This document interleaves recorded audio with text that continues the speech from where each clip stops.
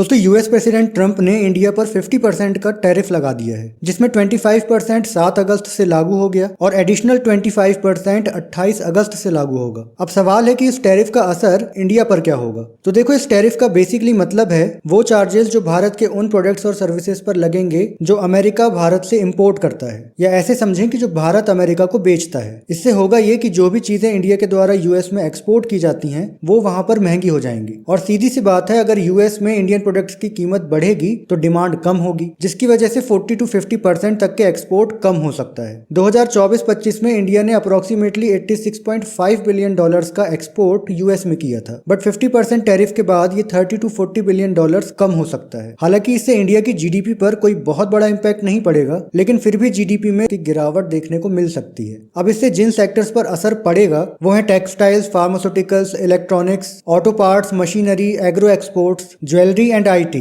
इन सबसे रुपए की कीमत भी डॉलर के मुकाबले गिर सकती है और इसका कुछ असर आम आदमी की जेब पर भी पड़ सकता है। लेकिन ट्रंप की तरफ से इंडिया पर यह जो दबाव बनाया जा रहा है कि इंडिया इसकी वजह से रशिया से ऑयल लेना बंद कर दे, तो ऐसा है कि इंडिया अब दुनिया की चौथी सबसे बड़ी अर्थव्यवस्था है और इस मुद्दे पर इंडिया का स्टैंड क्लियर है कि वो किसी से नहीं दबेगा और अपने नेशनल इंटरेस्ट के साथ कोई समझौता नहीं करेगा।